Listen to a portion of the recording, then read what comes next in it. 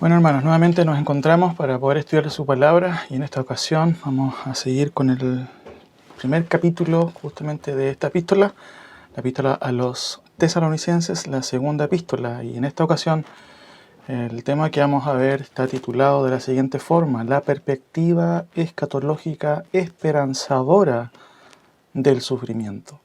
La perspectiva escatológica esperanzadora del sufrimiento. Por eso es importante quizás hacernos algunas preguntas. ¿Se trata el cristianismo de un escape de las tribulaciones? ¿Ha prometido Dios que quienes se acerquen a Él serán liberados de las persecuciones y los sufrimientos en esta vida de parte, por ejemplo, de los hombres que persiguen a los creyentes? Por supuesto, esto no es así. No existe en las Escrituras la idea de un pare de sufrir. No existe, no está en las Escrituras. Pero por otro lado, ¿hasta cuándo el cristianismo será despreciado y odiado en esta vida? ¿Hasta cuándo los creyentes serán objetos de abusos y de persecuciones? Puede que nosotros en nuestro contexto no tengamos una persecución como en otros lados, pero sí hay una oposición justamente a los valores cristianos. En otros lados, ¿cierto?, del mundo hay persecución, incluso hay muerte de creyentes que abrazan la fe. En términos generales siempre ha habido un antagonismo. Los grados simplemente han sido diferentes. Por otro lado, ¿alguna vez Dios hará justicia a sus escogidos? Seguramente muchas de estas preguntas se hacían los creyentes de tesalonicenses. No cabe duda, hermanos, que el sufrimiento y las tribulaciones no solo son parte de la vida, son también parte justamente de ser discípulos de Cristo. Ahora, Jesús mismo advirtió a sus discípulos y a los creyentes de la realidad del sufrimiento. Por ejemplo, dijo a sus discípulos: y seréis odiados de todos por causa de mi nombre. Juan 15:19 también, hablándole a los discípulos también en otra ocasión, dijo: si ustedes fueran del mundo, el mundo los amaría a ustedes. Pero como no son del mundo, sino que yo os escogí de entre el mundo, por eso el mundo los odia. En Hechos, ¿cierto?, capítulo 14, Pablo, después de ser apedreado, fíjese, y después de anunciar el Evangelio, confirmando a los creyentes y aún animándolos a seguir en la fe, les dijo que era necesario que a través de muchas tribulaciones entremos en el reino del Señor. El apóstol Pedro también dice en la primera epístola: aunque ahora, por un poco de tiempo, si es necesario, seáis afligidos con diversas pruebas, para que la prueba de vuestra fe, más preciosa que el oro que perece, aunque probado por el fuego, sea hallada, que resulta en alabanza y gloria y honor en la revelación de Jesucristo. Este tipo de referencias, este tipo de ideas, no solamente, hermanos, está en los evangelios, en el apóstol Pedro, sino que en términos generales la encontramos en todo el Nuevo Testamento. En el Antiguo Testamento también, por supuesto, los piadosos sufrieron a causa, obviamente, de la fe. Por eso, hermanos, el cristianismo no es una fe ajena a los sufrimientos y a las tribulaciones. Si hay algo que deberíamos nosotros, obviamente, saber es eso: que el cristianismo no es algo, ¿cierto?, que nos aleje de los sufrimientos. No, son parte justamente de ello. Ahora, una buena pregunta es: ¿cuál debería ser nuestra actitud entonces frente a las tribulaciones, frente a las persecuciones? Independientemente el grado que obviamente experimentemos sea menor. De hecho, si estuviéramos en el otro continente, esto sería muy contingente para personas que viven, ¿cierto?, por el Evangelio y al mismo tiempo también son muertos por causa de la fe. Por otro lado, ¿qué aprendemos nosotros justamente de lo que Pablo les enseñó a los tesalonicenses? ¿Qué principios podemos aplicar? Hermanos, las Escrituras no nos mandan justamente a reclamar, ¿cierto?, o a despotricar porque sufrimos tribulaciones, como mucha gente a veces lo hace. No. Tampoco la Biblia nos da pautas para escapar justamente de ellas. Lo que nos enseña, sin embargo, es alentador. Por un lado, a corto plazo, y por otro lado, a largo plazo. Desde el punto de vista de corto plazo tenemos sus promesas de que Él nos va a sostener justamente frente a las tribulaciones, persecuciones o aún las angustias que pasamos. A largo plazo, un día nuestro Señor cambiará el escenario justamente de este mundo, de este antagonismo que tiene el mundo frente a la fe. Si bien es cierto, la iglesia ha sufrido y seguirá sufriendo tribulaciones, no sufrirá lo que la Biblia denomina la gran tribulación, porque justamente este periodo Dios lo ha determinado para castigo de las naciones, disciplina de su pueblo Israel y también justamente para dar retribución a los incrédulos y aún a los perseguidores. Ahora, introduciéndonos un poco a la epístola y este primer capítulo, ¿cierto?, que vamos a ver, cómo Pablo ordenó sus ideas. Yo creo que noten por favor la siguiente imagen que aparece ahí en su pantalla, ¿cierto? El bosquejo general tiene que ver con básicamente clarificaciones escatológicas. El capítulo 1, ¿cierto?, de esta segunda epístola, específicamente Pablo va a explicar de cierto sentido, ¿cierto?, quizás de manera preliminar, lo que son las tribulaciones y cuál es la relación, primero, con los creyentes, ¿cierto?, por un lado, y qué es lo que Dios ha pensado frente a esta situación. De este concepto, ¿cierto?, surge obviamente toda la explicación del apóstol Pablo. Y en términos concretos, la ruta que vamos a seguir de este estudio, ¿cierto?, de este sermón, de esta predicación, en esta ocasión tiene que ver con lo que vamos viendo. Vamos a ver justamente que Pablo, obviamente, como en todas sus epístolas, saluda a la iglesia, también agradece, ¿cierto? Y esto obviamente tiene que ver con lo que es propio de los protocolos del apóstol Pablo en sus otras epístolas. Después veremos, ¿cierto?, lo que es las tribulaciones, el sufrimiento de los perseguidos, aquel día, la retribución para los perseguidores y finalmente el ruego pastoral. Este es el orden, hermanos, que podemos obviamente ordenar el pensamiento del apóstol Pablo aquí. Pero aún más, quiero explicar lo siguiente, para que podamos tener obviamente una guía y más claridad con respecto a esta porción justamente que vamos a estudiar de 12 versículos. Lo que ustedes observan ahí justamente de su pantalla, ¿cierto?, específicamente tiene que ver justamente con el protocolo. El protocolo incluye el saludo, ¿cierto?, la presentación del apóstol Pablo y algunas palabras también iniciales. En este caso son palabras de agradecimiento. Lo que es medular en esta epístola justamente está suscrito, ¿cierto?, a lo que es el versículo 5, 6, 7, 8 y 9 y 10, que es la explicación puntual justamente o la clarificación de lo que está sucediendo. Por supuesto, Pablo deja ver otras cosas más que son bastante interesantes ahí, pero en términos generales esto es lo puntual. En cierto sentido es como lo urgente. Pablo quiere clarificar algo en vista del contexto también de los tesalonicenses. Y esto tiene que ver exclusivamente con lo que es la problemática y al mismo tiempo la aclaración. Finalmente, notamos aquí al final el ruego pastoral. Esto tiene que ver con lo que es la exhortación concreta. No significa que el texto en sí, en los demás versículos, no tenga exhortación o no se deriven, pero específicamente el versículo 11 y 12 tiene justamente lo que es la exhortación puntual y lo que espera Pablo, no solamente de los tesalonicenses, sino en términos generales, de lo que Dios también espera de nosotros. Hermanos, antes de todo, ¿cierto?, y antes de seguir, es importante que tengamos claro algo. Y esto tiene relación justamente a lo que Pablo va a hacer en este primer capítulo, a cómo presenta el contenido justamente. Y básicamente, ¿cierto?, y concretamente hablando, Pablo expresa todo este párrafo, ¿cierto?, de versículos 12 como algo, ¿cierto?, prelúdico, ¿cierto? Y esto obviamente tiene que ver con lo que se conoce en lo que es las estructuras de las epístolas como el exordium. Exordium. Ahora, por supuesto, la pregunta viene y es necesaria. ¿Qué es un exordium? Un exordium, ¿cierto?, literalmente significa el comienzo o el preludio de algo. Muchas veces las obras musicales tienen preludios, ¿cierto?, que van introduciendo a los oyentes a la obra macra, ¿cierto?, a la obra principal. Y lo mismo sucede en las epístolas. Generalmente los autores del Nuevo Testamento, ¿cierto?, hacen un preludio, una introducción. No pretenden, obviamente, explicar todo a buenas a primeras, sino que hay una introducción, hay un comienzo. Pero no es simplemente un comienzo. Estamos frente a la epístola de Pablo, una epístola, ¿cierto?, paulina, apostólica, y en este sentido se trata de un comienzo epistolar, porque es una epístola, no es un libro, es una carta, ¿cierto?, pero también epistolar retórica. Hay retórica, la retórica tiene que ver con la forma en que argumenta el apóstol Pablo, cómo ordena sus ideas, cómo quiere llamar la atención de justamente su audiencia. El contenido está, por un lado, tácticamente ordenado para responder justamente a una necesidad puntual. Ahora, ¿cuál es el propósito del exordium o del preludio del apóstol Pablo?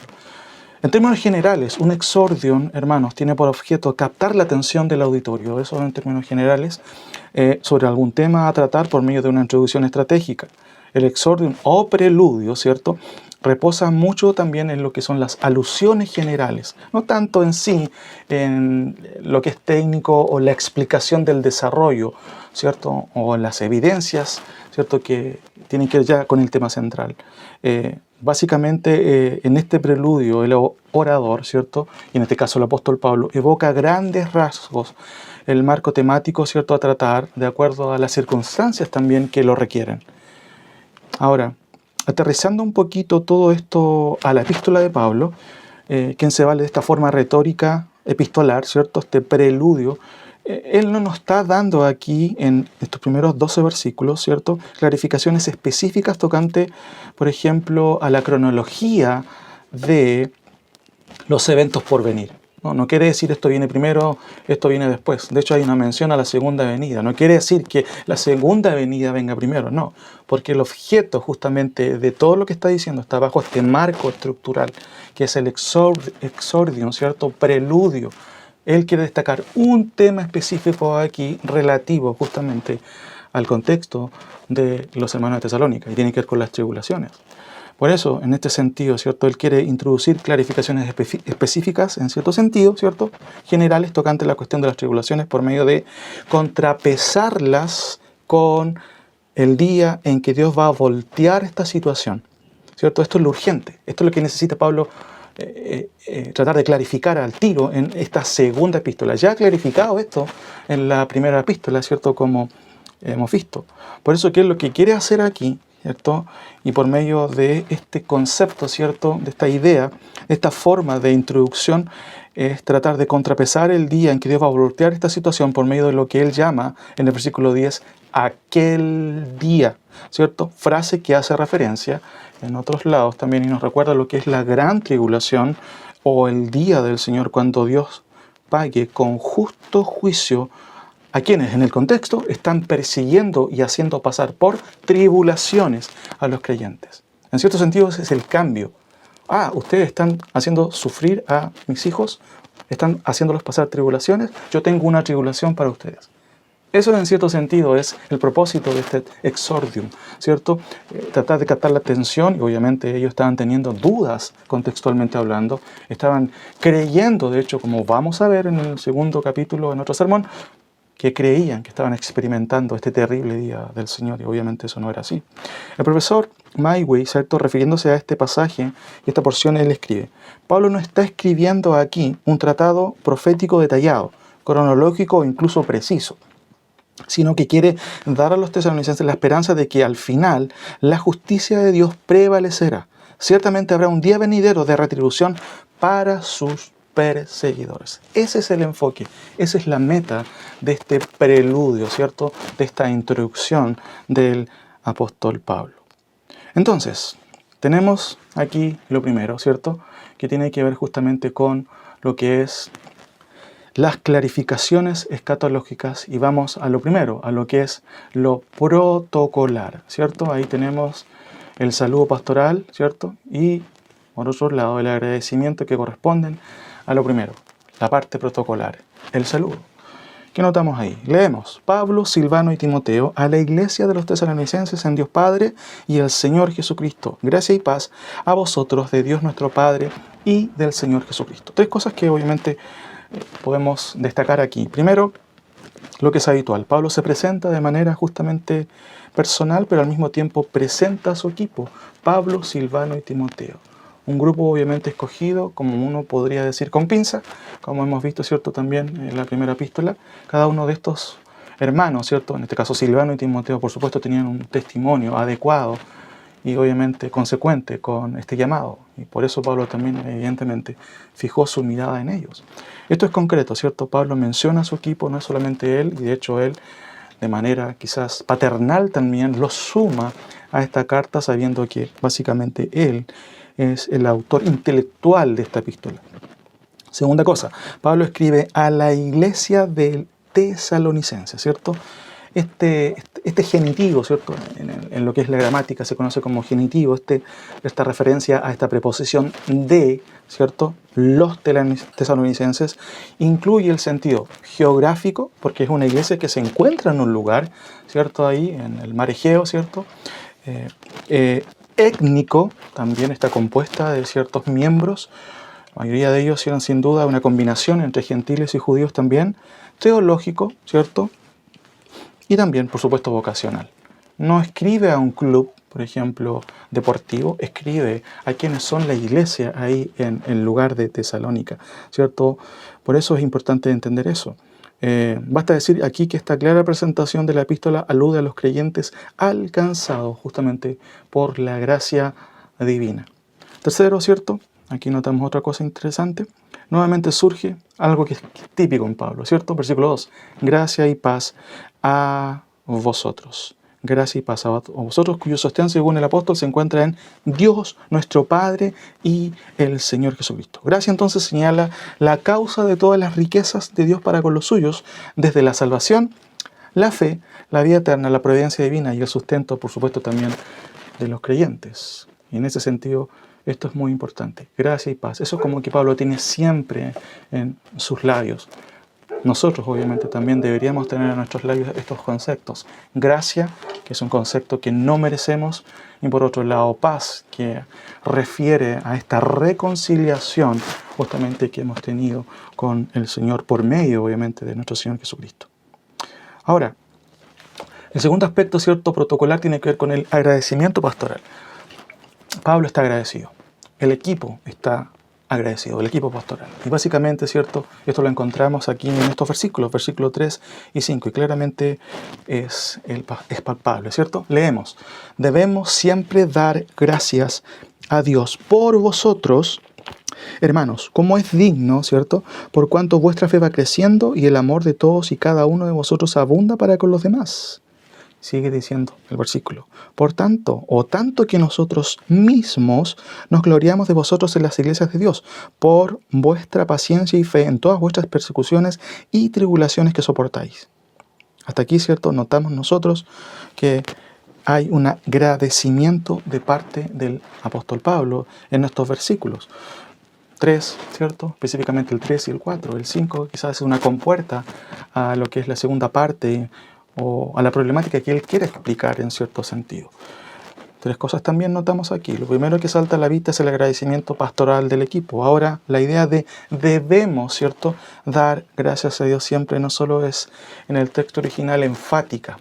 Noten la palabra debemos. Eso habla de el concepto, ¿cierto?, deontológico, del deber.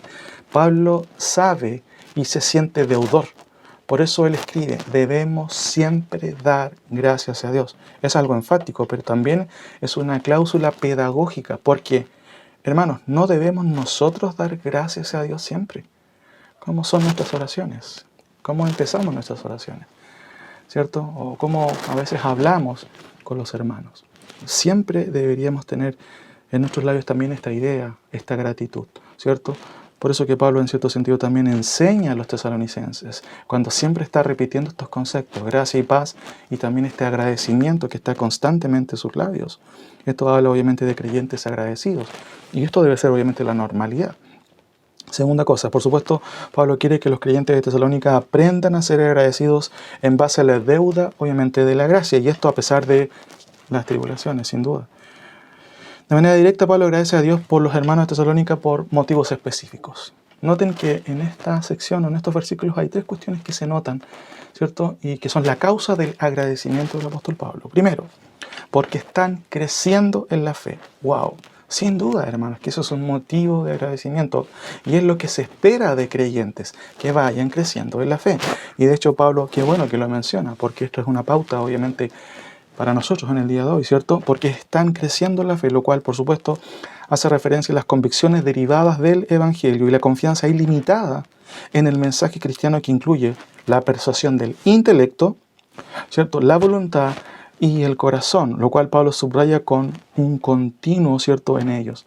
Note que dice: debemos siempre dar gracias a Dios por vosotros, hermanos, como es digno por cuanto vuestra fe va creciendo.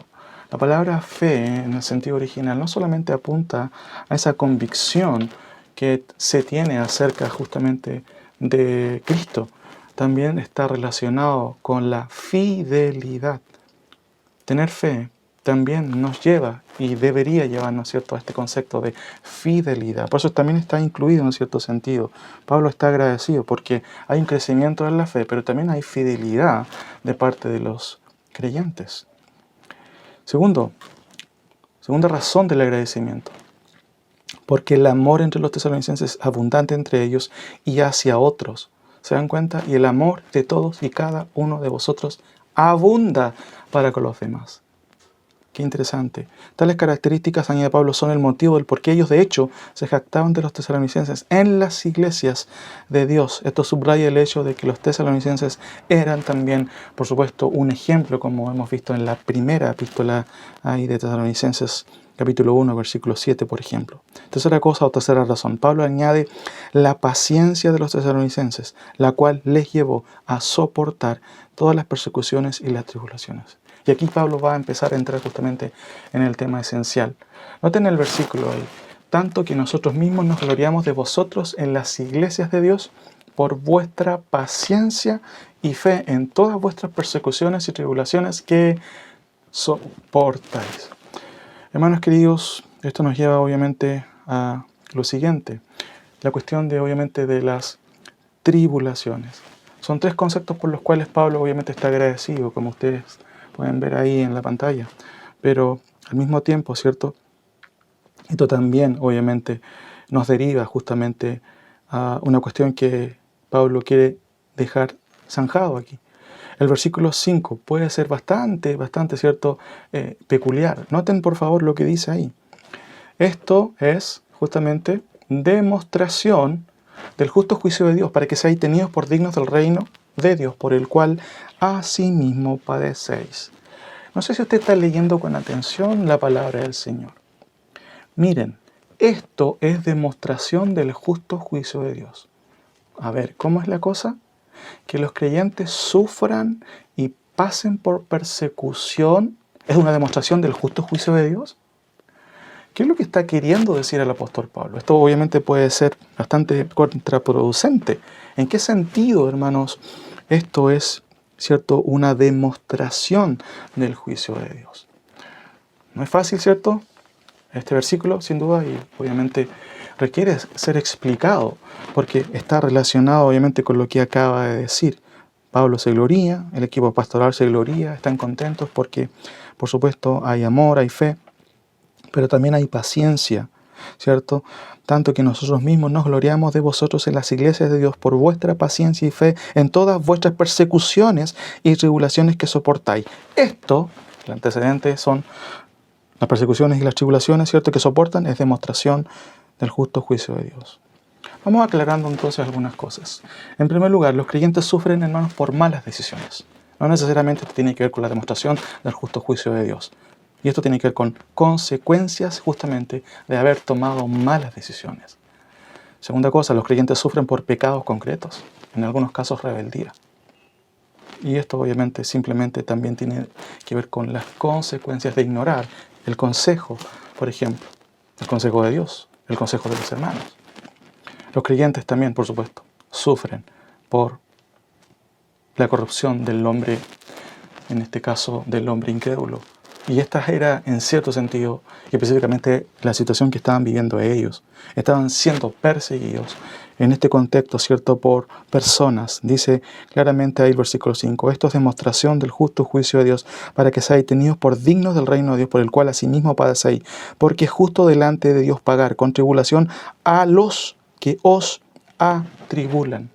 Habían personas que estaban atribulando a los creyentes en Tesalónica. Pero por supuesto esto también incluye a la cultura pagana de aquellos días. Recuerde, Pablo, ¿cierto?, escribe en un contexto en donde el imperio romano, ¿cierto?, es el imperio que está gobernando, pero el imperio romano, por supuesto, era un imperio pagano, anticristiano. Había clasificado a ciertas religiones como religiones lícitas y algunas como ilícitas. De hecho, si no, el cristianismo era la única ilícita, porque el cristianismo evidentemente negaba la adoración al César romano. Y para el cristianismo solamente había un Señor, que era Cristo. En una época, ¿cierto?, en que Roma obviamente deidificaba a los césares romanos con la categoría de Señor. Por supuesto, los creyentes fueron perseguidos, eran antagónicos de esa política de Roma, ¿cierto?, de poder aglutinar justamente a todas las religiones para que entre más dioses, ¿cierto?, era mejor, según obviamente los romanos, para su imperio. Pero desde el punto de vista obviamente de la verdad y del cristianismo, eso obviamente era simplemente paganismo. Eso, por supuesto, también era motivo de persecución. También la cultura romana en sí, una cultura pagana, ¿cierto? Y en cierto sentido también bohemia, ¿cierto? En muchos casos también razones por las cuales también el imperio, por supuesto, cayó. Y eso obviamente dejaba ver que los creyentes están viviendo bajo un contexto bastante dificultoso también, sin duda. Ahora, ¿cómo deberíamos entender esta declaración en el contexto de los creyentes? Específicamente el versículo 5, esto es demostración del justo juicio de Dios. Hermanos, esta afirmación de Pablo no es extraña a las Escrituras, está en concordancia primero con lo que es la teología del sufrimiento, ¿cierto? Y el hecho de que los creyentes sufren. Pablo, de hecho, ya les había dicho a los tesalonicenses. Noten, por ejemplo, lo que dice 1 Tesalonicenses 1, 6 y al 7. Y vosotros venisteis a ser imitadores de nosotros y del Señor, recibiendo la palabra en medio de gran tribulación, con gozo del Espíritu Santo, de tal manera que habéis sido ejemplos a todos los de Macedonia y de Acaya que han creído. Por un lado, los sufrimientos son parte de la vida cristiana. Eso tenemos que entenderlo en términos generales. Lo segundo que notamos es que la idea de demostración, ¿cierto? Esta palabra demostración viene de una palabrita que se lee endeigma y significa señal o prueba o evidencia o indicio seguro.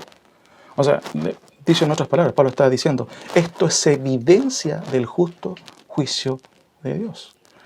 Este concepto de justo juicio de Dios en la mente de Pablo no solamente tiene que ver con algo futuro, sino también tiene que ver con que ese mismo juicio de Dios está siendo manifestado en el presente de Pablo. También lo vemos en el día de hoy. Ahora, ¿a qué se refiere Pablo? ¿Y a qué me refiero yo con esta explicación? ¿Cierto? De que los sufrimientos de los creyentes, las persecuciones que sufren, son indicio de la prueba cierta de que es el juicio de Dios. 5 ideas relacionadas que nos ayudan un poco a entender esta declaración. Esta declaración de que el sufrimiento de los creyentes, las persecuciones, son también una demostración del justo juicio de Dios. Lo primero, ¿cierto?, es que este mundo, hermanos, está bajo el maligno. 1 Juan 5:19 claramente lo dice, todo el mundo yace bajo el maligno, ¿cierto? Pablo en Efesios capítulo 2 también nos dice que el príncipe de este mundo es el que reina y mantiene también en esclavitud a los incrédulos. También el apóstol Pedro nos recuerda que Satanás, ¿cierto? Los demás apóstoles también, ¿cierto? Anda como un león rugiente buscando a alguien a quien devorar. Pablo, ¿cierto? Y los demás apóstoles tenían conciencia de que Satanás seguía actuando. Y esto es lo primero, este mundo está bajo el maligno y estamos viviendo bajo una cultura antagónica. ¿Cuál es la idea? La idea es que no esperen que esto sea diferente. Pablo está diciéndole, ustedes viven bajo un contexto antagónico. Que el mundo sea rebelde, que sea antagónico, ¿cierto?, o anticristiano, es una demostración directa del juicio, del abandono de Dios. Romanos capítulo 1, versículo 18 en adelante. Muy interesante lo que el apóstol Pablo nos dice ahí, y de hecho nos ayuda un poco a entender las razones de esta antagonía con respecto al cristianismo y las razones de por qué los creyentes sufren. Porque la ira de Dios se manifiesta, ¿cierto?, desde el cielo contra toda impiedad e injusticia de los hombres que detienen con injusticia la verdad. Sigue relatando el autor cómo es que Dios se ha revelado, pero al mismo tiempo también va a dejar ver cómo es que el hombre ha negado a Dios. Cambió la gloria de Dios, ¿cierto?, por las imágenes, cambió, ¿cierto?, la verdad de Dios justamente por la mentira, simplemente y llanamente por la mentira del hombre, dando culto a lo creado, ¿cierto?, y no al Creador, y también evidentemente el escalón más bajo cambiaron justamente los conceptos naturales, la biología, el uso natural del cuerpo, ¿cierto?, por lo que es contra naturaleza. Y en ese desvarío, obviamente, el hombre vive aún en el día de hoy. El Señor no da por inocentes a estas personas, porque estas personas literalmente cambiaron, ignoraron, dieron vuelta, dieron la espalda a Dios. Y por supuesto, en un contexto en donde la cultura ha abandonado a Dios, lo natural es que eso se demuestre justamente de esta forma. Eso es un juicio de Dios, que Dios los abandone a estas conductas. Y claro, los creyentes vivimos justamente en este mundo. Juan, ¿cierto? 17, en la conversación de Jesús con su Padre, ¿cierto? Dice que nosotros estamos en el mundo, pero no somos del mundo. Por eso que él oraba que Dios podía, ¿cierto?, protegernos justamente del mal. ¿Por qué razón? Es porque obviamente este mundo también está bajo el juicio de Dios. No el juicio venidero, que va a venir igual, sino que también hay una consecuencia directa del juicio de Dios, es en el abandono de los hombres a sus propios pecados. Quieren andar en sus pecados, Dios los entrega en sus caminos, y las personas obviamente por su rebeldía embotan sus pensamientos, y por supuesto esto hace de cada incrédulo, ¿cierto?, que rechaza a Dios, un agente también persecutor, ¿cierto?, que persigue a los creyentes. Entonces, en el fondo Pablo está diciendo, reconozcan que este mundo, ¿cierto?, en el que estamos viviendo, aún obviamente disfrutamos de la gracia común de Dios. Dios hace salir su sol sobre buenos y malos, pero al mismo tiempo, lo que ustedes están experimentando, Pablo le dice a los tesalonicenses, en cierto sentido también es parte de los juicios de Dios. ¿Por qué razón? Porque este mundo es antagónico a Dios. Ahora, segunda cosa, sufrir persecuciones y tribulaciones en este mundo es una demostración de que los creyentes están viviendo la fe. Pues vivir la fe, confesar a Cristo, implica negar la cultura de este mundo y la cosmovisión de este mundo. ¿Qué es lo que está diciendo el apóstol Pablo? Está diciendo que el hecho de que los creyentes están sufriendo es algo, entre comillas, ¿cierto?, natural. ¿Por qué razón? Porque un creyente que vive la fe de acuerdo a la Escritura, ¿cierto?, y podemos obviamente aplicarlo en el día de hoy, va a tener problemas, va a tener conflictos de conciencia, conflictos morales, éticos, ¿cierto?, que se derivan obviamente de los principios escriturales. Aún en el día de hoy lo estamos viendo a todos niveles, niveles políticos, niveles morales, niveles educacionales. Pero constantemente los creyentes estamos, ¿cierto?, en una contracultura. Por eso que en cierto sentido este juicio de Dios claramente también se subraya por este hecho. Los creyentes que sufren, sufren porque eso es lo natural.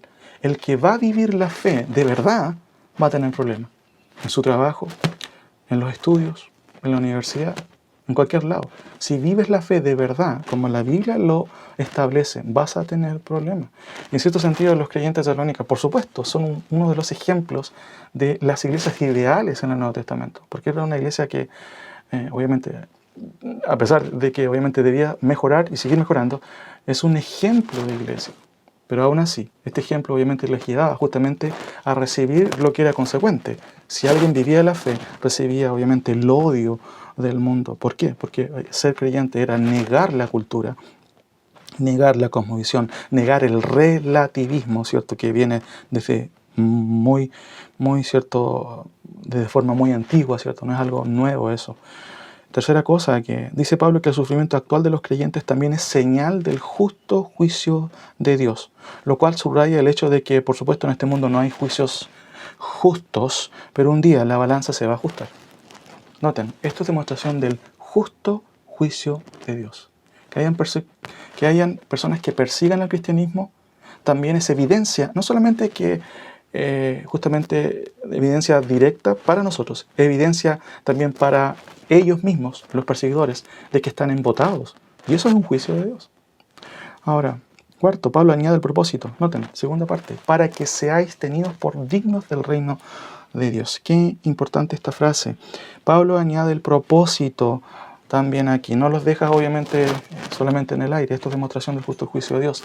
Además, dice que esto tiene un propósito, para que seáis dignos, ¿cierto? O seáis tenidos por dignos del reino justamente de Dios, por el cual asimismo padecéis. Nuestra dignidad, hermanos, no pasa simplemente por sufrir por sí. Estoy sufriendo. Eso no tiene nada que ver con la fe verdadera. Hay personas que sufren por sus pecados, no sufren por vivir la causa de Cristo. ¿Cuántos creyentes verdaderos sufren en otros países en donde el Evangelio no puede ser predicado? Ellos sufren por causa del Evangelio. No estoy diciendo que no suframos en el día de hoy. Sufrimos cada vez que levantamos la voz cuando vemos algo malo cuando éticamente o moralmente nos encontramos con algo que va en contra de la palabra. Por supuesto, vamos a recibir cierto grado de oposición, cierta persecución, puede ser, sí. Pero básicamente, esto es importante entenderlo, nuestra dignidad no pasa por simplemente el sufrir, hermano, esto no tiene mucho sentido, sino por sufrir por la causa de Cristo. La dignidad cristiana también implica, por supuesto, y con esto un sello, el sufrimiento por causa de Cristo, por seguir a Cristo. Es necesario obedecer a Dios antes que a los hombres, ¿cierto? Dijeron los apóstoles en ese contexto de persecución en el primer siglo. Claramente esa era la causa de ese sufrimiento, la causa de Cristo. No, obviamente, la desobediencia, eso es otra cosa, no nos confundamos en eso. Quinta cosa, el sufrimiento y las persecuciones son parte de la antesala del reino venidero, del reino milenial terrenal de Cristo. Esto demuestra que no estamos aún en el reino como piensan, ¿cierto?, los teólogos reformados. Piensan que estamos entre la primera venida y la segunda venida viviendo el milenio y Satanás está atado. Las escrituras revelan otra cosa totalmente diferente. Y noten por favor que el mensaje, por ejemplo, de las 7 iglesias de Apocalipsis fue escrito aproximadamente en el año 95. ¿Cierto? 45 años después que Pablo escribe a los tesalonicenses, en el 50 aproximadamente. Noten lo que sucede 50 años después, aproximadamente 45, 50 años después. Las iglesias siguen sufriendo. Noten, por ejemplo, capítulo 2 en Apocalipsis, usted puede acompañarme brevemente. Yo conozco tus obras y tu arduo trabajo y paciencia, y que no puedes soportar a los malos y has probado a los que se dicen ser apóstoles y no lo son, y los has hallado mentirosos. Y has sufrido, y has tenido paciencia, y has trabajado arduamente por amor de mi nombre, y no has desmayado. ¿Qué notamos aquí? No notamos obviamente las características del reino. No, notamos obviamente las características de la actualidad, ¿cierto? De cómo Dios revela esta época. Esta época está dominada, está bajo justamente el maligno. Y obviamente las iglesias sufren. Y de hecho, como estamos viendo aquí, claramente las iglesias también ahí en Apocalipsis estaban sufriendo. Yo conozco tus obras y tu arduo trabajo, que no puedes soportar a los malos. Noten, seguían luchando con personas malvadas, ¿cierto? Aún con falsos apóstoles. ¿Cuántos falsos apóstoles aún tenemos en el día de hoy? Nunca pensamos en que eso también trae cierto sufrimiento para el Evangelio, ¿cierto? En el sentido de que eso simplemente es una demostración de lo que es la falsedad, la mentira simplemente. El mensaje a Esmirna, por ejemplo, capítulo 2, versículo 8 al 11. Yo conozco tus obras y tu tribulación y tu pobreza, y la blasfemia de los que se dicen ser judíos y no lo son, sino que son sinagogas de Satanás. Y noten lo que le aconseja a Esmirna el Señor. No temas en nada lo que vas a padecer. He aquí el diablo, noten, echará a algunos de vosotros en la cárcel para que seáis probados y tendréis tribulación por 10 días. Interesante.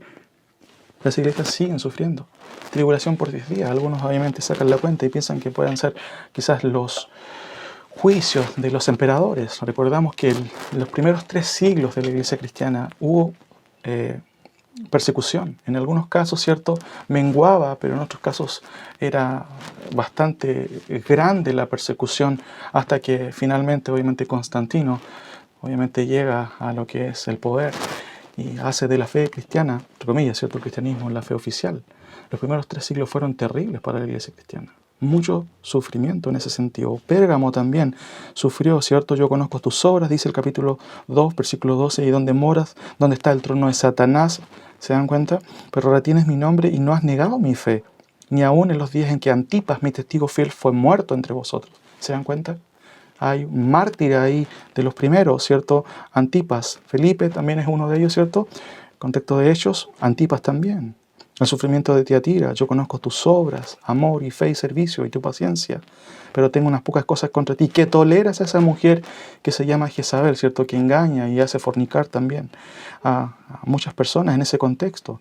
Pero dice, pero a vosotros y a los demás que están en Tiatira, a cuantos no tienen esa doctrina y no han conocido lo que ellos llaman las profundidades de Satanás, yo os digo, no os impondré otra carga. Creo que está diciendo, y que lo que observamos es que habían personas que sí sufrían por causa de estas distorsiones de la fe, por estos falsos profetas, por estas influencias, por supuesto, satánicas. El mensaje a Sardis también es lo mismo.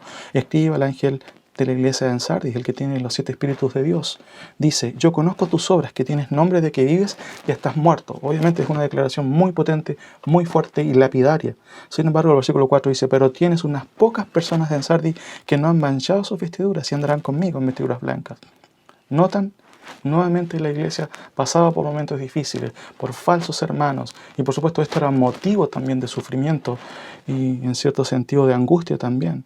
Filadelfia finalmente también, ¿cierto? Yo conozco tus obras, aunque tienes poca fuerza, has guardado mi palabra y no has negado mi nombre. He aquí, yo entrego de la sinagoga de Satanás a los que se dicen ser judíos y no lo son y mienten, ¿se dan cuenta? Constantemente la iglesia sufría, ¿cierto?, de diferentes formas, no solamente por el Imperio Romano, la cultura pagana, sino también por falsos hermanos y la infiltración justamente de falsos creyentes, como también Judas con urgencia trata de explicar y llamar la atención en su epístola. Ahora, lo siguiente que vemos justamente tiene que ver ya precisamente con la contraparte. Hay tribulación, ustedes sufren tribulación, pero no se preocupen porque Dios va a voltear las cosas. Ellos los persiguen ahora, pero Dios los va a retribuir a ellos con una tribulación como nunca ha ocurrido. Y ese es obviamente el clímax de esta porción, de este pasaje, de este exordium, de este preludio. Hay una urgencia, ¿cierto? Pablo quiere primero decantar esto, ¿cierto? ¿Sufren persecuciones? No se preocupen, hay una gran tribulación. Como les dije, el propósito no es, obviamente, cronológico, explicar con detalle todo. No, hay una urgencia en Pablo. Quiere dar respuesta a esta cuestión de las tribulaciones. La siguiente sección entonces empieza con una compuerta o bisagra de ánimo. Noten, porque justo delante de Dios pagar con tribulación a los que os atribulan. Y a vosotros que sois atribulados, daros reposo con nosotros. Eso es lo interesante. Hay una bisagra ahí esperanzadora. Es justo delante de Dios pagar con tribulación. ¿Cuándo? ¿A quiénes los atribulan? ¿Cuándo va a ocurrir eso? ¿Cierto? El justo juicio de Dios, por un lado, ¿cierto?, se manifiesta por medio, obviamente, de lo que es el abandono, ¿cierto?, de Dios por parte, en este caso, de los incrédulos, que obviamente arremeten contra todo lo que es del Señor en este sentido. Pero también aquí Pablo va a empezar a aclarar de qué forma Dios va a retribuir a estos perseguidores. Porque justo delante de Dios pagar con tribulación a los que os atribulan. Pero noten, va dejando ver justamente en qué descansa la perspectiva escatológica esperanzadora del sufrimiento. Escatológica tiene que ver con lo que va a ocurrir en el futuro, ¿cierto? Con las últimas doctrinas. Esperanzadora porque Dios va, ¿cierto?, finalmente a poner las cosas en orden en cuanto a esta cuestión de lo que son las tribulaciones. Dice el versículo ahí claramente, y a vosotros que sois atribulados, daros reposo con nosotros. Y sigue diciendo el texto, ¿cierto?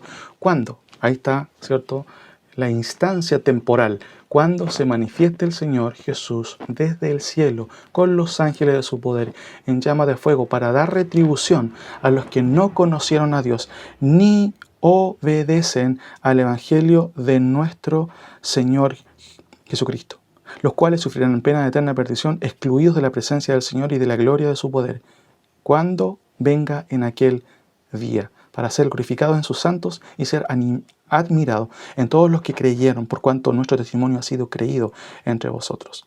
Esta es una declaración, por un lado, larga, pero al mismo tiempo clarifica varias cosas con respecto justamente a esta situación. Dios va a cambiar las cosas, las va a cambiar. En cuanto a la tribulación, a las tribulaciones, a las persecuciones, a los sufrimientos, Dios va a dar vuelta a las cosas. Y eso es lo que va a hacer el Señor. Entonces, lo que notamos entonces es lo primero. La idea de, y a vosotros que sois atribulados, dar reposo con nosotros, ¿cierto?, da paso a una explicación general del juicio escatológico de Dios, conocido en el Nuevo Testamento también como la gran tribulación, o el día del Señor. En el Antiguo Testamento se conoce como el día de Jehová. Wanamaker dice lo siguiente, un autor: la evidencia de la que habla Pablo tiene que ver con el justo juicio de Dios, el cual solo puede referirse al juicio futuro relacionado con el día del Señor. La característica de esta instancia, por supuesto, claramente revela que se trata de la segunda venida. Note, cuando se manifieste el Señor desde el cielo con los ángeles de su poder, ¿cierto? El concepto de poder ahí, en llama de fuego, para dar retribución. Todos esos conceptos obviamente están explicando que no se trata del arrebatamiento, se trata de otra instancia, se trata de un día de juicios, de retribución, ¿cierto? Y dice retribución ¿a quiénes? No a todos, sino a los que no conocieron a Dios ni obedecen al Evangelio de nuestro Señor Jesucristo. Noten la sentencia, los cuales sufrirán pena de eterna perdición, excluidos de la presencia del Señor y de la gloria de su poder. Aquí, tal instancia judicial, entonces, se advierte por la frase sinónima, el día del Señor, cuando venga en aquel día. Esa es la frase sinónima de el día del Señor, aquel día. Aquel día, queridos hermanos, esta frase, estas dos palabras, no es una frase aislada, ¿cierto? O, digámoslo así, que no tiene sentido en el Nuevo Testamento. Por el contrario, es una frase técnica, escatológica, clave en las Escrituras para designar el programa de juicios de Dios que incluye también, por supuesto, este periodo de la gran tribulación, el día de Jehová, como notamos en varios pasajes de la Escritura. Noten por favor algunos ejemplos que les quiero dar. Isaías 2:11. Noten por favor la idea. Esto no es ajeno al cuerpo escatológico de todas las Escrituras. No es una frase simplemente aislada. No, está en concordancia justamente con juicios que tienen que ver justamente con este día.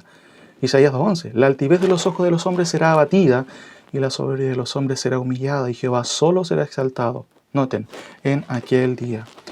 Isaías 5:30, y bramará sobre él en aquel día como bramido del mar. Entonces mirará hacia la tierra y de aquí tinieblas de tribulación y en sus cielos se oscurecerá la luz. Hay una connotación claramente justamente de la misma forma en que se describe el día de Jehová, porque aquel día también es otra frase sinónima como aquellos días o el día y así sucesivamente. Notamos Zacarías 12:3. Y en aquel día yo pondré a Jerusalén por piedra pesada a todos los pueblos. Todos los que se la cargaren serán despedazados. Bien que todas las naciones de la tierra se juntarán contra ella. Claramente aquí la profecía del Antiguo Testamento está describiendo de que también hay un juicio también de parte de Dios que va a permitir también una persecución al pueblo de Israel. Las naciones se van a juntar contra Israel, pero al mismo tiempo también van a ser despedazados porque Dios también va a defender a su pueblo. ¿Cuándo? En aquel día. Noten por favor, otra cita, Zacarías 12:6. En aquel día pondré a los capitanes de Judá como brasero de fuego. ¿Se dan cuenta? Eso es lo que acabo de decir. Entre leña y como antorcha ardiendo entre gavillas, y consumirá a diestra y a siniestra a todos los pueblos alrededor, y Jerusalén será otra vez habitada en lugar en Jerusalén. Noten las profecías que describen un futuro aún para el pueblo de Israel. Todo esto acontece dentro del contexto de aquel día. No se prevé aquí justamente la presencia de la iglesia, no. La presencia de los incrédulos, por un lado, ¿cierto? Como llama Pablo ahí, entonces los perseguidores, pero también los pueblos que vayan en contra de Israel. Israel también va a sufrir una disciplina en ese contexto por parte de Dios, pero finalmente será restaurado y salvado por Dios. Zacarías 14:4, y afirmarán sus pies. El contexto está hablando de Jehová y sabemos que, por supuesto, es una referencia al Señor Jesucristo. Y se afirmarán sus pies en aquel día. Noten otra vez esta frase, sobre los montes de los olivos, que está enfrente de Jerusalén al oriente, y el monte de los olivos se partirá por el medio hacia el oriente y hacia el occidente, haciendo un valle muy grande, y la mitad del monte se apartará hacia el norte y la otra mitad hacia el sur. Está describiendo claramente que aún la geografía justamente va a ser afectada por este terrible día, por este proceso de juicio. Zacarías 2:11, noten por favor. Y se unirán muchas naciones a Jehová en aquel día, y me serán por pueblo, y moraré en medio de ti, y entonces conocerás que Jehová de los ejércitos me ha enviado a ti. Interesante lo que dice acá Zacarías también. No solamente en aquel día se producen un montón de situaciones. Dios pone fin, obviamente, a las irregularidades, al pecado, concretamente hablando del hombre, ¿cierto? De las naciones, de los pueblos, de los reyes. También disciplina a su pueblo de Israel, pero restaura a su pueblo de Israel, pero también restaura también a los pueblos, a las naciones. Y una buena pregunta, ¿cuántos pueblos tiene Dios? Se hace muchas veces esa pregunta. Noten que el Antiguo Testamento también nos responde a esta pregunta. Y se unirán muchas naciones a Jehová en aquel día, y me serán, noten, por pueblo. Hay una distinción entre muchos pueblos, entre ellos Israel, y todos ellos también serán, obviamente, el pueblo de Dios. Muy interesante. Ahora, sigamos adelante en este sentido. tenemos aquí entonces, ahora finalmente, lo que tiene que ver con las clarificaciones que hemos leído justamente en este contexto, ¿cierto? 7 ideas que el apóstol Pablo aquí también nos enseñan justamente en estos versículos. ¿Cuál es lo que acabamos de leer? Que también subrayan lo que ya hemos dicho, versículos 6 al 10. Lo leo una vez para que no nos olvidemos. Porque es justo delante de Dios pagar con tribulación a los que os atribulan, y a vosotros que sois atribulados daros reposo con nosotros cuando se manifieste el Señor Jesucristo desde el cielo con los ángeles de su poder en llama de fuego, para dar retribución a los que no conocieron a Dios ni obedecen al Evangelio de nuestro Señor Jesucristo, los cuales sufrirán pena de eterna perdición, excluidos de la presencia del Señor y de la gloria de su poder. ¿Cuándo? Cuando venga en aquel día para ser glorificado en sus santos y ser admirado en todos los que creyeron, por cuanto nuestro testimonio ha sido creído entre vosotros. 7 ideas, ¿cierto?, para terminar esta parte, que se derivan justamente de este análisis también. Noten, por favor, los creyentes sufren, y en muchos casos como aquí injustamente, pero no nos espera el justo juicio de Dios cuando venga a pagar en llama de fuego, cuando venga en aquel día. Esta es una alusión directa al terrible día de Jehová, al proceso de los periodos de los juicios, y eso no tiene nada que ver justamente con la iglesia que ha sido justamente librada por el Señor. La esperanza de la iglesia, como veíamos en la primera epístola a los Tesalonicenses, es esperar. Ese concepto viene y está ligado con la esperanza y esperar, ¿cierto?, desde los cielos a Jesús, quien nos libra de la ira venidera. ¿Se dan cuenta? Esto es muy interesante en ese sentido. Ahora, noten por favor, segunda cosa, la reivindicación histórica de los creyentes no siempre se lleva a cabo, hermanos, en esta parte de la historia. Vuelvo a repetir, la reivindicación, ¿cierto?, histórica de los creyentes no siempre se lleva a cabo en esta parte de la historia. Hebreos capítulo 11 es un ejemplo muy concreto de ello. Pero la reivindicación escatológica es uno de los eventos de Dios en que los creyentes serán claramente todos, históricamente, corporativamente reivindicados cuando Dios ponga ciertos juicios concretos sobre todos los incrédulos y todos los perseguidores. Por supuesto, la última generación que experimente eso también, en cierto sentido, corporativamente, también lo va a experimentar. Tercero, la manifestación del Señor Jesús desde el cielo con los ángeles de su poder en llama de fuego es el aspecto judicial de su venida. Y desde la perspectiva general de las Escrituras, esto obviamente vuelve a subrayar el concepto de este día del Señor, que es una determinación de Dios expuesta en el Antiguo Testamento muchas veces, este periodo de juicios, claramente. Notamos, por ejemplo, solamente un versículo en Abdías, porque cercano está el día de Jehová sobre todas las naciones. Y este concepto de aquel día justamente es el mismo, es un concepto sinónimo de esta idea. 5. La frase en la revelación del Señor Jesús describe el evento de la segunda venida, por supuesto. De eso está tratando de describir Pablo, porque esa es la duda que está clarificando. ¿Cuándo se van a acabar nuestras tribulaciones? Pablo está diciendo, o cuándo los perseguidores van a realmente recibir juicios concretos de parte de Dios. Y Pablo dice, en aquel día, este proceso de juicios, obviamente en que la iglesia está exenta de ello. Por eso, la frase en la revelación del Señor Jesús describe, como digo, el evento de la segunda venida, que Juan describe también en su preludio, diciendo, he aquí que vienen con las nubes, ¿cierto? Y todo ojo le verá, y los que les traspasaron, recordando Zacarías también capítulo 12, los judíos, y todos los linajes de la tierra que experimentarán los juicios, van a ver a Cristo, ¿cierto? Ahí, en juicio y todo. La iglesia no va a pasar por ese periodo. Está, por supuesto, ya en el cielo. Tal venida, además, es, dice Pablo, para todos aquellos que no creyeron en el testimonio. ¿De quién? Obviamente, apostólico, del mensaje de Cristo. Para aquellos que no creyeron al Evangelio de nuestro Señor. Castigo pagarán. Esa es la tipificación. Obviamente, de acuerdo al versículo 8, notamos ahí, ¿cierto? 8, 9 y 10. Castigo pagarán. Destrucción eterna tendrán. Ese es el grado del juicio. Por supuesto que el día del Señor, aquel día, es el juicio concreto, literal, ¿cierto?, de parte de Dios. Pero el juicio espiritual, obviamente, es estar lejos de la presencia del Señor en el infierno, sin duda.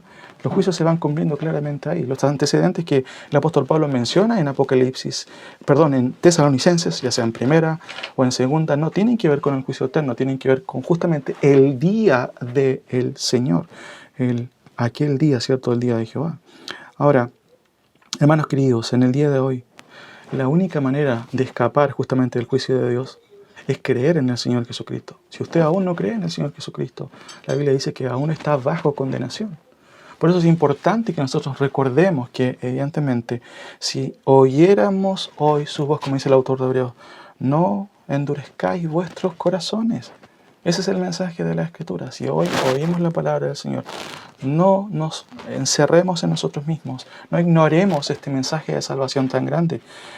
La Biblia es clara en esto: el que cree en el Hijo tiene vida eterna, pero el que rehúsa creer en el Hijo no verá la vida, sino que la ira de Dios sigue sobre él, podríamos también decir. Por eso es una buena instancia para recordar que es necesario responder correctamente al Evangelio, que nos libra justamente de la ira de Dios en todos sus aspectos. En este caso, la ira escatológica, pero también la ira eterna. Sexto, tal día los impíos formalmente verán quienes los experimentan. Por supuesto también la perdición y la exclusión de la presencia y de la gloria del Señor. Tal día formalmente, ¿cierto? Los santos veremos también, todos los que creyeron, la gloria de Cristo como está determinado por Dios. La expresión para ser glorificado en los santos de Él y para ser admirado en todos los que creyeron subraya en ambos casos y de manera específica la participación de los creyentes en primera fila en dicho glorioso evento escatológico puestos allí por el Señor, porque venimos con el Señor. Eso es muy interesante. Veremos no solamente la gloria del cielo, la gloria de Cristo, veremos, ¿cierto?, al lado de Él, cómo es que Dios va a dar juicio justo justamente a todos los incrédulos. Y finalmente, todas estas referencias son alusiones paralelas al mismo evento que está refiriendo Pablo en nuestro versículo, siendo por ejemplo Apocalipsis 19:11 al 19 el cuadro complementario de este mismo acontecimiento. Usted puede ver ahí, leer capítulo 19 de Apocalipsis, versículo 11 en adelante, ¿cierto? Que es obviamente la descripción de Juan, en este caso, de la segunda venida del Señor, donde Cristo no viene por los suyos, sino que ya viene con ellos, ya viene con nosotros también, como se observa claramente allí. Ahora, finalmente, ¿cierto? Tenemos en nuestro bosquejo el ruego pastoral, y esto tiene que ver ya con la exhortación.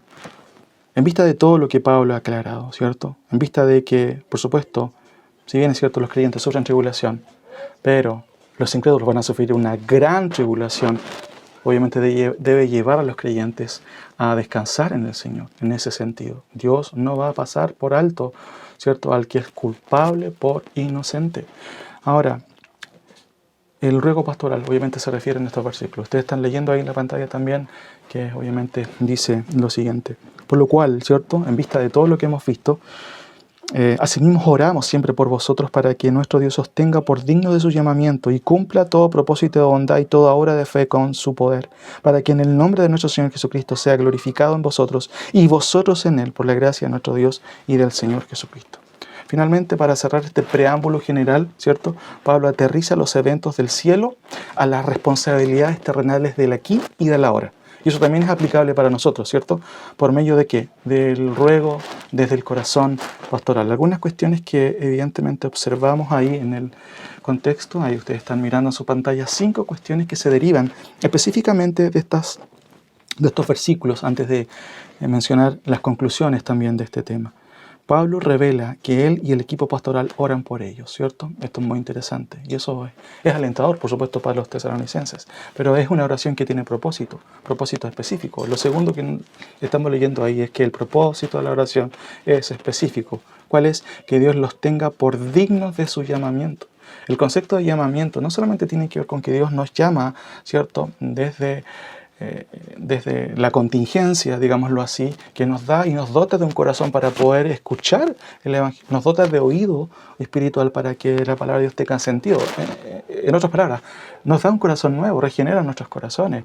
El llamamiento también tiene que ver, obviamente, con el hecho de que Él nos llama, ¿cierto?, a no solamente una posición diferente, vocacionalmente hablando, sino que también nos pone en otra situación, en una situación de preservación, de cuidado, ¿cierto? Jesucristo nos recuerda qué es lo que hace con sus ovejas, ¿cierto? ¿Cuántas perecerán? Ninguna perecerá. ¿Por qué? Porque Él obviamente es el buen pastor, el gran pastor que evidentemente no abandona ninguna de esas ovejas. Tercero, que Dios cumpla en vosotros todo propósito vocacional, obra de fe con su poder. La oración del apóstol Pablo aquí con su equipo es que, por supuesto, que ellos vivan la fe, porque está hablando de vocación en cierto sentido, obra de fe con su poder. Al mismo tiempo deja clarito de que si hay un impulso en lo que es la expresión práctica de un cristianismo correcto, verdadero, es porque evidentemente está el impulso de Dios detrás. Por eso que el texto claramente habla del poder de Dios. Dice el texto ahí, por lo cual asimismo oramos siempre por vosotros para que nuestro Dios os tenga por dignos de su llamamiento, eso es lo primero, y cumpla todo propósito de bondad y toda obra de fe con su poder. ¿Se dan cuenta? Es importante, los creyentes deben actuar, debemos actuar. Eso es lo que se espera. Cuarto, un segundo propósito evidente en el último versículo es cristológico, pero también de adoración, para que sea glorificado, y añade Pablo, el nombre de nuestro Señor Jesús, añadiendo en vosotros y vosotros en él, que es una frase retórica que expresa el sentido más pleno de esta gloria en que los creyentes van a ser participantes justamente en aquel día, cuando vengamos con Cristo, observando cómo obviamente sus juicios van a ser manifestados, valga la redundancia, justamente sobre quienes lo merecen. Ese es el punto en ese sentido. Finalmente Pablo cierra esta apertura prelúdica invocando nuevamente a la gracia del Señor. Algunas conclusiones para terminar, hermanos. La necesidad, por supuesto, de entender la esperanza escatológica cristiana es un elemento, por supuesto, doctrinal importantísimo de las epístolas. Una perspectiva escatológica esperanzadora de las tribulaciones, por supuesto, nos enseña que en este mundo tendremos aflicción. Cristo dijo, en este mundo tendréis aflicción, pero confiad, yo he vencido al mundo, también ha añadido el Señor. Esto obviamente implica que Dios no nos ha puesto justamente para la ira escatológica, para nada, sino obviamente para alcanzar salvación, como Pablo lo ha dejado claro también en la primera epístola, capítulo 1, versículo 10, en el propio capítulo 5, ¿cierto? Versículo ahí 9 y 10, ¿cierto? Porque Dios no nos ha puesto para ira, sino para alcanzar salvación por medio del mismo Señor Jesucristo. Aunque hay cierta confusión, por supuesto, entre los hermanos de Tesalónica, Pablo aquí empieza sentando un par de principios escatológicos generales y de manera prelúdica. Recuerden que este era un proemio para tratar de clarificar un punto esencial. ¿Qué pasa con las persecuciones? Estamos pasando tribulaciones. Y Pablo, de manera, digámoslo así, paralela, va a decir, pero no se preocupen, ellos van a recibir una gran tribulación. Ahora, aunque la urgencia, por supuesto, de estas líneas y las siguientes son los tópicos necesarios que se deben de clarificar, Pablo no pasa por alto antes de dar las primeras líneas basales, ¿cierto? Otras enseñanzas paralelas que van de la mano, por ejemplo, dentro de lo que acabamos de leer. Por ejemplo, ustedes están notando ahí, anoto ahí algunas cosas, menciono que hay aspectos generales que aprendemos de esta porción prelúdica, ¿cierto? Ser agradecidos a Dios. Eso es lo primero, ¿cierto? Pablo lo manifiesta en primera instancia. No tiene que ver eso necesariamente con las doctrinas futuras o las doctrinas católicas. Tiene que ver con algo presente. Debemos ser agradecidos, hermanos queridos. Segunda cosa, no debemos perder el enfoque. Seguir creciendo en la fe y en el amor. Y agregamos otra cosa, esperanza. Porque si se dieron cuenta, lo que falta aquí del tríptico de Tesalonicenses capítulo 1 es justamente la esperanza. Porque evidentemente los creyentes estaban pasando por ciertas dudas, y eso es lo que Pablo va a clarificar ahora en el segundo capítulo. Él va a explicar cierta cronología, se va a detener un poquito en la forma obviamente retórica que lo hace Pablo. No perder el enfoque, seguir creciendo en la fe, en el amor, pero también en la esperanza. ¿Cuál es la esperanza? En que Dios va a poner las cosas en orden al final. Tercera cosa, en términos generales, ¿cierto? Que a pesar de las tribulaciones debemos mantener la paciencia con la mira siempre en Dios. Por supuesto, los creyentes van a seguir pasando tribulaciones. Todos, nosotros, otros creyentes verdaderos en otros lados. Y en cierto sentido, Pablo destaca la paciencia de los creyentes. Que el Señor también nos ayude, por supuesto, en eso. Ahora, como últimas conclusiones, desde el punto de vista escatológico, a lo menos vemos 5 cosas que aprendemos de esta primera porción, ¿cierto?, de esta introducción prelúdica, ¿cierto?, del apóstol Pablo. Primero, el sufrimiento y las tribulaciones no son un accidente en la vida cristiana. Recordemos este versículo 5, muy interesante, ¿cierto?